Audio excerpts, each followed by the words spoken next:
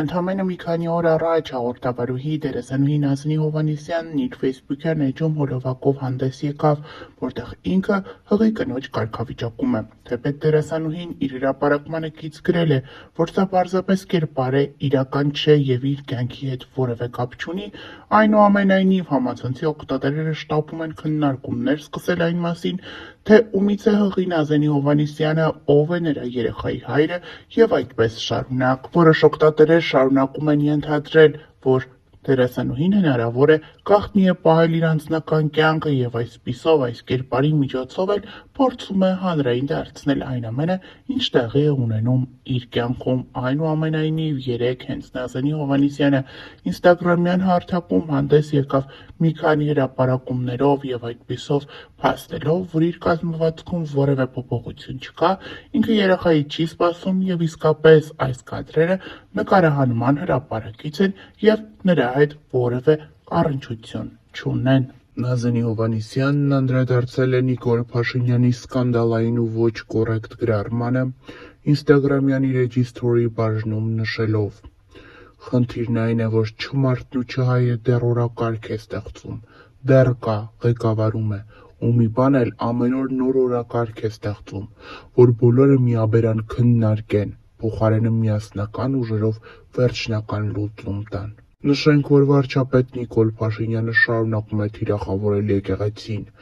Վաղ առավոտյան Նիկոլ Փաշինյանի էթիկայից դուրս գրառումը առաջացրել է օգտատերերի վրդովմունքը։ Երեկ վարչապետ Նիկոլ Փաշինյանը կառավարության նիստի ընթացքում անդրադարձել էր հայ առաքելական եկեղեցիներին ու այնտեղ տիրող իրավիճակին։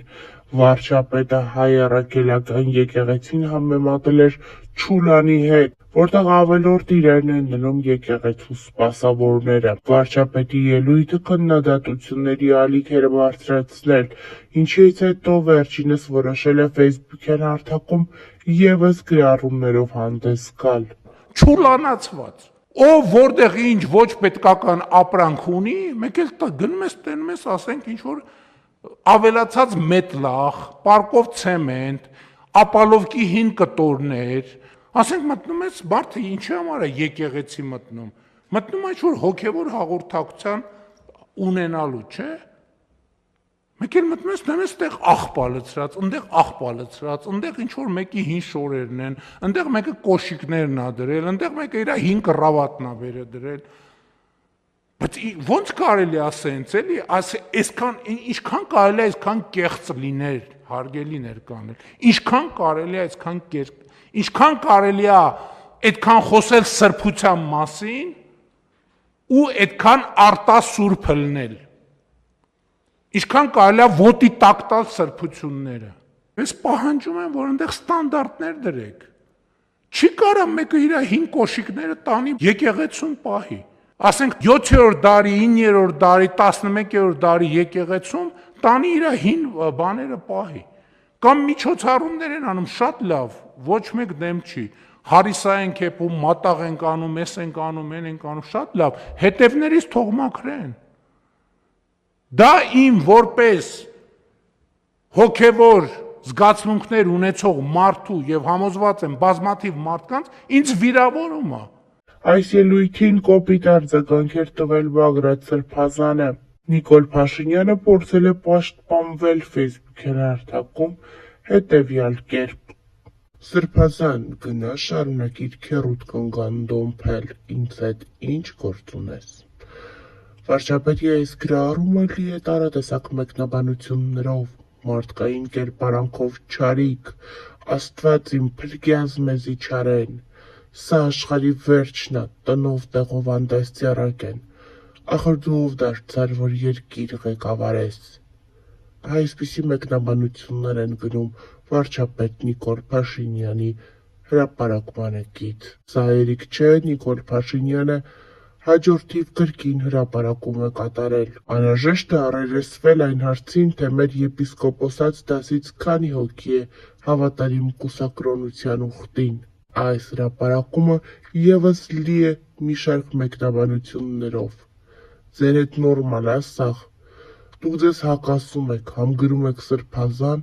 համ ստորացնում սրբազան հասկացությունը, եթե ունեք ինչ-որ ապացույց կամ նմանատիպ բաներ զբաղվեք դրանով, այլ ոչ թե հավատացյալ մարդկանց նեղացնելով մեղմ ասած, սրբազան գրել հետևից էլ այդ խայտառակություն նախադասությունը, հետևություն բոլոր հավատացյալներին։ Դուք Եգիպտոսի փարավոնի նման դեռ ինչ փորձություններ եք բերելու հայ ժողովրդի գլխին, ժամանակը գնաց ես վստահ եմ։ Իսկ անհրաժեշտ է առերեսվել այն հարցին, թե դուք թուրք եք, թե հայ։ Ոնց կարա հայը, այն էլ որ ներկայացնում է ամբողջ աշխարհին Հայաստանը, հային ու հայկականը, այսքան սրբապիղծ լինի,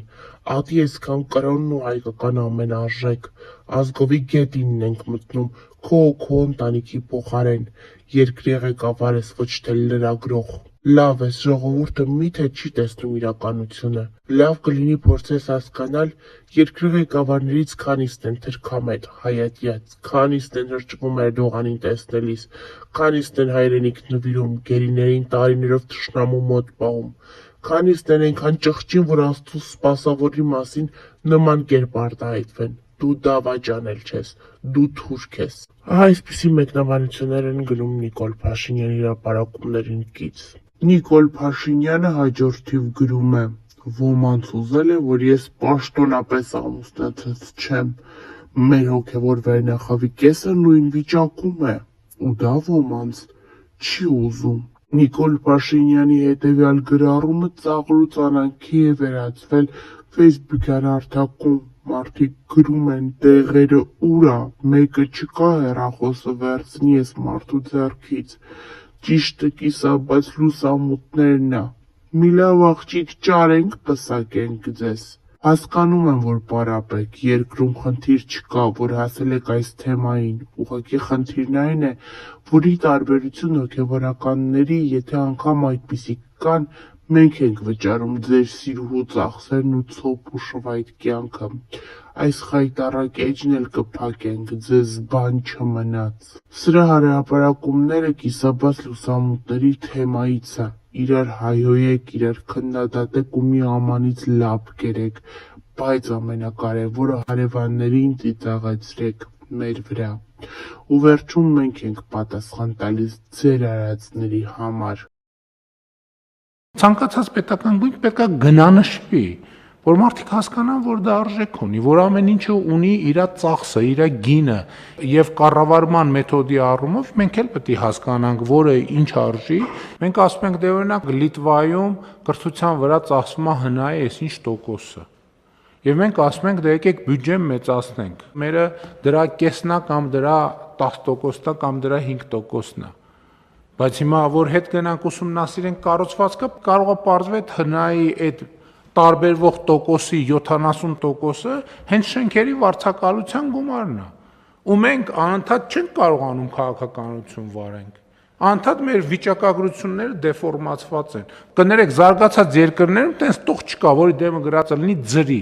ձրի։ Մեր երկրում տողերի 80%-ի դեմը վիրտուալ գրածա ձրի, հետո մենք ասում ենք, բայց այս երկրում հնա այսքան տոկոսն է, մեր երկրում հնա այսքան տոկոսն է։ Մենք մեր հնան ու մեր ծախսերը հաշվել չգիտենք նորմալ։